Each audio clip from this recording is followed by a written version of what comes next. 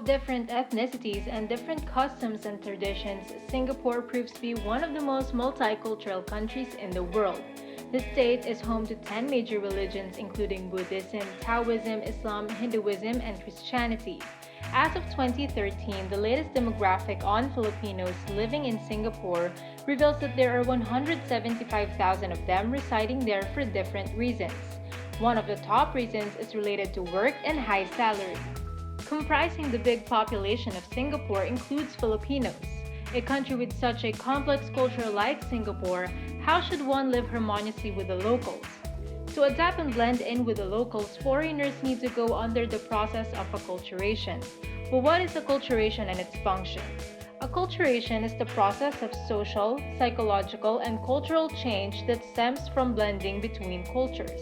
The effects of acculturation can be seen at multiple levels in both the original and newly adopted cultures.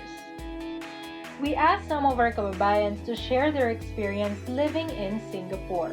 Hi, I'm Edeglan Nagada Jr. and I lived in Singapore for 4 years.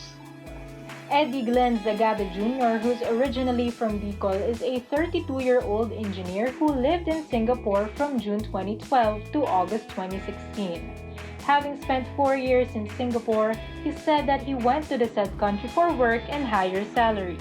Hi, I'm Feb Bacolina. I live here in Singapore for 9 years. Feb Baculinao, 46 years of age, originally from Davao City, moved to Singapore in 2008 to work as a dental assistant. She has been living in Singapore for 9 years now, while visiting the Philippines once in a while during the holidays and over the long weekends, due to the convenient travel time it takes to fly from Singapore to the Philippines. How was your experience during your first months living in Singapore? Culture shock. Kasi halo-halo dun eh, halos lahat ng race nandun na eh. Kumbaga hindi mo maintindihan kung ano yung pinaka-culture talaga nila. Iba't ibang lugar, iba't iba yung sineselebrate. Kumbaga parang itong district na to, may Christmas sila, sa kabilang district walang Christmas. Kasi may Muslim, may iba-iba kasing religion dun, halo-halo na eh. Not really times difference. Kasi yung 7 o'clock nila dito is maliwanag pa. Like sa atin pag ano is madilim na. Tapos, syempre, panibagong pakikisama sa mga tao, Chinese. So, iba yung ano nila. So, kailangan mong makisama talaga. As anyway, marami naman Pilipino dito. So, not really much different than pag ano. So, what was the biggest initial difference you noticed about Singapore compared to the Philippines in terms of communicating? Meron silang boundaries. If you're a Christian, they won't ask you about Muslim things, gano'n. Kasi bago ka nila kausapin, tatanungin ka nila, Christian ka ba? Muslim ka ba? Buddhist ka ba? Prangka silang makipag-usap sa tao.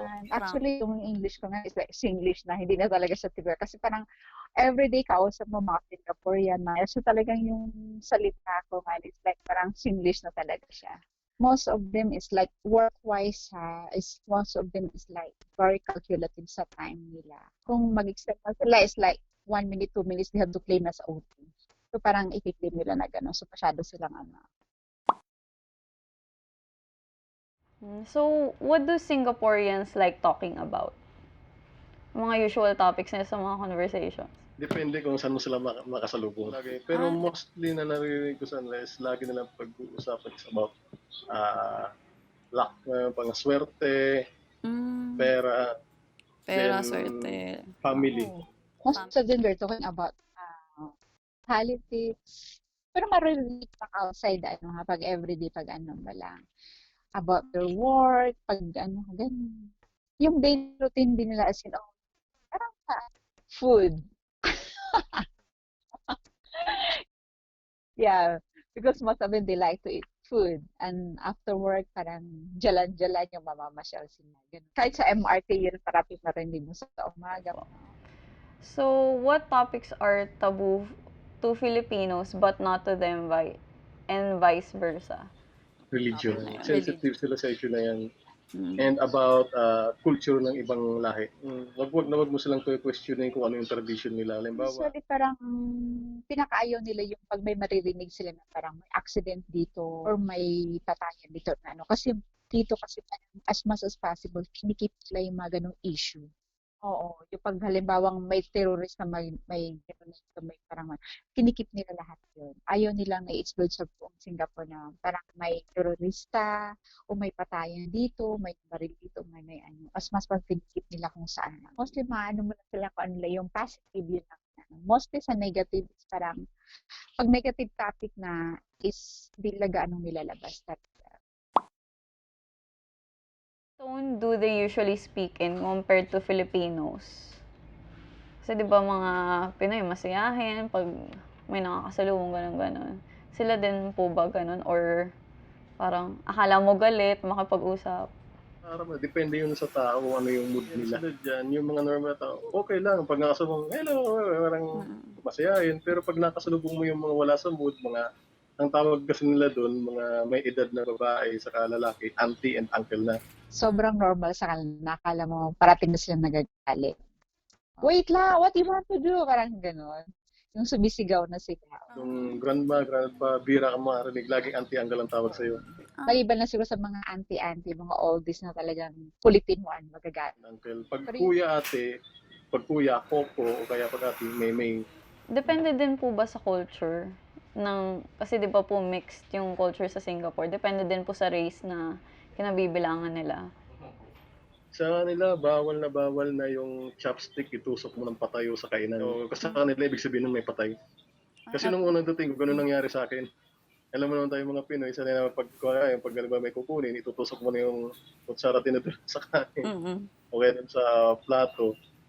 Eh nung ginawa ko yun, chopstick, nilagay ko lang dun, nakatayo yung foreman niya kahit nakatagilid ng konti. Sinita ko nung isang inchik na babae. Pag alam nilang kakayanin ka, as in, kakayanin ka nila. Parang, pwede natin i-bully to. Mahilig sila sa bully. Minsan nga yung mga Indiano na misunderstood namin. Kasi ang oo sa kanila, ganun ang ulo. Ay, Ganun. Bali po sabi niyo po kanina na direkta makipag-usap yung mga Singaporeans. Di tulad Direct ng to the point. Pilipino na pag tinanong mo, busog ka ba, sasabihin, ay hindi, kakakain ko lang. Yung mga ganun. Direct sila to the point na yes, no.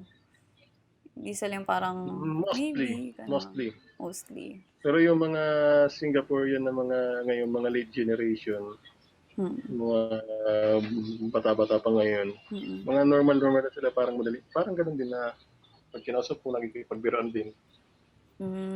Mas madali sila kausap. Yung mga bagong generation ngayon. Yung mga millennials, ganun na sila ngayon. Hindi lahat. Pero yung iba naman, iba din rin siyang sinasabi sa'yo. Pero pag yung iba hindi, dinadaan mo na, chinichika mo na doon sa kabila bago makakating sa'yo. Okay po. So, meron ba silang mga slang words na ginagamit sa conversation? Hindi sila magahilig sa mga ganyan. Pero may nagiging expression nila mga la, ganon. Ay, opo. Yung... Di ba, pag narinig magsalita sa laging, parang may la, yala, language na yun. Pag narinig mo may ganyan na sa last ng sentence na la o kaya le, galing Singapore to, lumaking Singapore to. Wala. O expression is parang, parang okay lang, like that lang. Yung ganun lang sila na normal na. So, what forms of nonverbal communication are they used to? Kumbaga, ang nakikita ko is sa mga mga bata doon, sa mga nila, lolo-lola nila. Parang beso-beso. Oo, imbis na magmano, parang nagkikiss sa cheeks, gano'n, o kaya nagkikiss sa kamay. Kaya minsan nagugulat sila pag nagmamano ko sa kanila. Actually, mahilig sila sa yung facial, sila, mahilig sila sa pag yung talagang, parang nag-snub talaga sila sa iyo pag Nang mga nagaganon lang, alam mo yung mga user auntie. Pero yung mga professional, wala. Professional sila magipagod. So, are Singaporeans comfortable with physical touch as a way of greeting? Oo, sa relatives nila. Pero pag sa ibang tao, hindi mo makita yun. Ano din sila sa cleanliness nila Gusto ayaw nilang nadidikitan na kung ano-ano. Meron sila masyado silang particular Hindi mo sila pwedeng makipag-usap na kasi guys atin para mag-usap, "Uy, parang gaganon ka, magba-body contact, 'di ba? Ayun nila tapos 'di ba yung hawakan mo yung kamay, yung iba ayaw nila. How do Singaporeans value space and territory? Very much. Talagang hindi binavalue nila yun. Ganun ba yung sabi ko kanina, wag mong pakialaman. Walang pakialamanan. Ganun ang style nila. Kahit nakakaharang sa ibang tao, wala akong pakialam, teritoryo ko to. Kaya minsan, sobra na rin, pero sabi nila, yeah, dole, this is my space eh. If you want to talk to them, you have to talk about your space. Parang may distance talaga. Madali po kayo naka-adjust. Madali mag-adjust kung alam mo yun talaga yung purpose mo doon. Maraming Pinoy talaga sa Singapore nagtatrabaho, kaya hindi ka mahirapan mag-adjust. So, what was the biggest adjustment you had to make to adapt to Singaporeans' way of communicating? Yung Singlish nila, grabe. Mabilis magsalita and sometimes wala sa grammar. Parang sabihin nila, when finish. Kaya sa project namin, pag trabaho namin, ganun, magtatanong yun, when finish.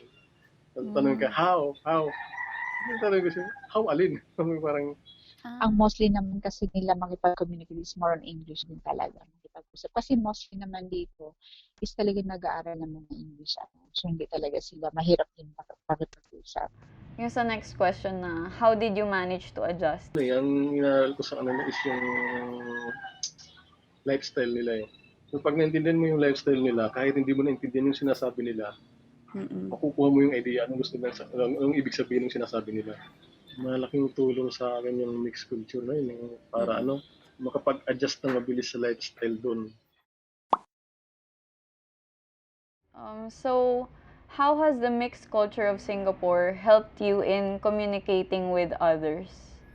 Kasi ang lifestyle sa Singapore is almost close to Japan. Lahat ng tao utak is trabaho and aral. Yung restaurant doon nagiging library. Pag napunta ka sa Starbucks o napunta ka sa McDonald's doon sa Singapore, ang makita mo is dyan tinag-aaral. Sa iyo po, parang ano po yung mga natutunan mo sa culture ng Singapore? Like, hindi naman sa pag-aano sa ibang lahi, pero mapili sa trabaho ang mga Singaporean. Kasi quality ang doon hanap sa trabaho. Sobra silang demanding. Parang ang tingin nila minsan sa'yo pag Pilipino ka, Pilipino ka lang magkaka. Ganun sila. Based on my experience lang sa patient namin. Pero may kaming patient din na siya, Singaporean siya actually, pero matanda na siya. Talagang sinabi niya sa akin, I don't like Filipino. So, sa tingin niyo po, meron pong nabago sa personal life mo and communication since tumira ka sa Singapore? Think before you talk word. Kasi minsan, iba-iba yung meaning ng mga word nila eh. May word sa Indian, iba palang meaning sa Bangladeshi. Kung wag ka agad magre-react kung may tinawag sila sa iyo, alamin mo muna kung ano ibig sabihin nun. Ganun pa rin. Kahit ayaw mo, okay. Nakangiti ka pa. Attitude, never kasi yung kasi yung attitude natin, never na mababago yun. Truly, the process of acculturation is a key factor to consider when one decides to migrate or visit another country. With this, verbal communication and non-verbal communication adjustments are needed to build the blocks to having a well life lived in a country where one wishes to be in.